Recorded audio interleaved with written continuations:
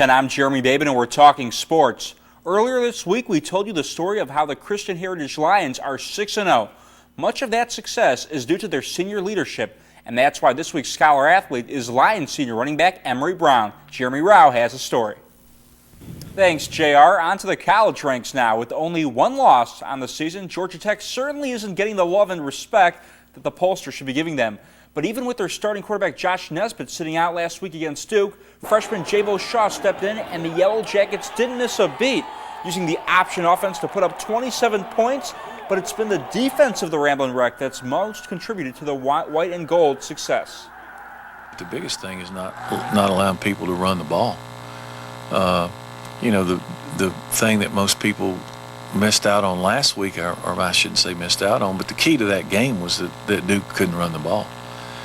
And if you can get a team to where they can't run it, then you can do a lot of different things to help out on pass defense. And we're able to get some pressure with 4 guys. You don't have to blitz all the time. That's a positive. And it probably changes your mindset a little bit from a play calling standpoint. But the question everyone wants to know is whether or not first-string quarterback Josh Nesbitt will be behind center when Georgia Tech and Gardner Webb meet for the first time ever on a football field.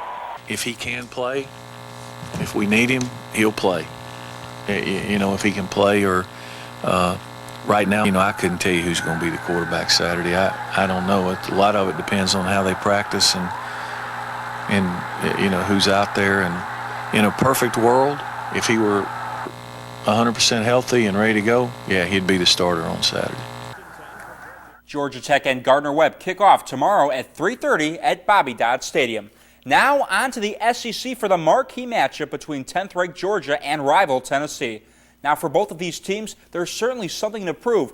The Bulldogs are coming off a 41-30 loss to Alabama, but the hard work that the coaching staff has seen lately presents several reasons for optimism. We are still very unified.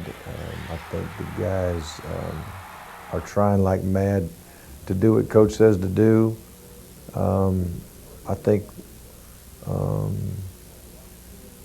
there's a lot of fight left in the dog, which is exciting. Things would be even more exciting for the Red and Black if they could get a win over the Volunteers, who snapped a 2-game losing streak with the win last week against Northern Illinois. Now Tennessee carries a 2-3 record into tomorrow's game, but the Bulldogs aren't being deceived by the standings. No matter what each team's record is, we definitely have gotten their best shot. I don't think we've given them, ours. I think they're a whole lot better than their record says. Georgia and Tennessee kick things off tomorrow at 3:30 from Sanford Stadium. Now on to the Diamond. Behind Lauren Shook's 4-hit, 5-strikeout performance, Northwest is back in the state sectionals for the 3rd straight year. The Lady Bruins then followed up the victory over the Hornets with a 3-2 win over Woodland in the losers bracket championship game. Now next for Northwest is Sequoia on Saturday at 11 a.m.